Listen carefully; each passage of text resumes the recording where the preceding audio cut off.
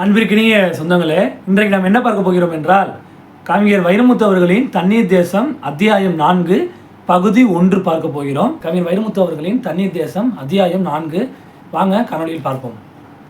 ராயபுரம் கடலோரம் விஞ்ஞான அன்னங்களாய் விசைப்படகுகள், தண்ணீர் தவளைகளாய் கட்டு மரங்கள், தாளாட்டும் தண்ணீர் தொட்டிலில் வாளாட்டும் ஒரு கடற்கொக்கு, தண்ணீரில் தங்கம் கரைக்கும் சொக்கச் சூரியன், கடலுக்குள் தலை தூக்கும் கரும பாம்பாய் நீண்டு கிடந்த அந்த தார்பாலத்தின் முடிவில் கலைவண்ணன் மார்பில் தளைந்து மடியில் மலையாய் கிடந்தாள் தமிழ் ரோஜா.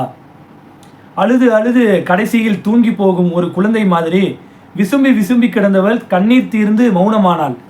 சத்தியம் செய், இனி என் நேசத்தை சந்தேகிக்க மாட்டாயே. அவளை காதுக்குள் காதலித்த கலைவண்ணன் அவள் அங்கங்களில் எதுவும் அவனுக்கு வெளியே வழியாத வண்ணம் வாரி எடுத்து வசதி செய்து கொண்டான்.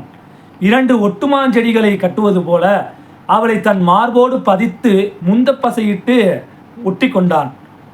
அவள் உடம்பு எங்கும் ஒரு பத்திரமான பாதுகாப்பு உணர்ச்சி பரவியது. அதுதான் ஒவ்வொரு பெண்ணின் உயிர் தேவை. அதுதான் அந்த இதம், அந்த கதகதப்பான உத்தரவாதம், அந்த தடம்பதியாத தடவல், பாசம் குலைத்த ஸ்பரிசம், ஒவ்வொரு பெண்ணின் உல்லாசை. அதுதான் பெரிதும் பெண்கள் ஆராதிப்பது அதிரப்புணரும் அந்நிகழ்வை அல்ல. அவர்கள் அதிகம் விரும்புவது இந்த நேசம் நிஜம் என்னும் நினைப்பை. அவர்கள் பெரிதும் பிரியப்படுவது பின்கழுத்தில் விரல் பதித்து கூந்தல் ஆழத்தில் செய்யும் கோதுகையை. பூக்களுக்கு சுளுக்க எடுப்பது போல விரல்களுக்கு சொடுக்க எடுக்கும் அந்த வேடிக்கையை.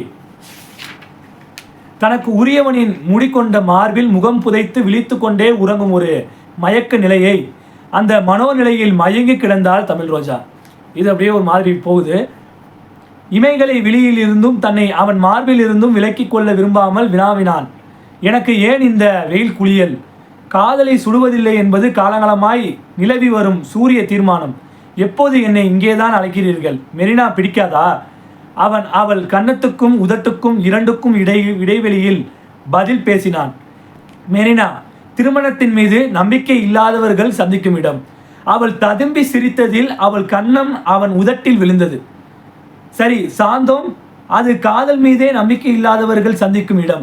ஓஹோ, இது நம்பிக்கை மீது நம்பிக்கை உள்ளவர்கள் சந்திக்கும் இடம். ஓர் அலை ஓங்கி எழுந்து வந்து கைத்தட்டி விட்டு மீண்டும் கடலுக்குள் போனது.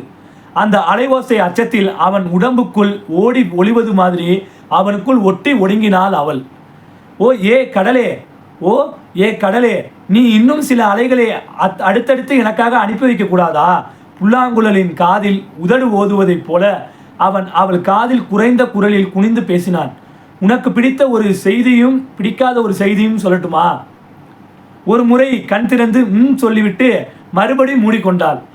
உனக்கு பிடித்த செய்தி, நீ கடைசி வரை பரீட்சை எழுதியதும் தேர்வு மண்டபத்திலேயே நம் திருமணம். சரி, பிடிக்காத செய்தி, இதனை நாம் அடுத்த பாகத்தில் சந்திப்போம். இதனை நாம் அடுத்த பாகத்தில் பார்ப்போம். நன்றி, வணக்கம்.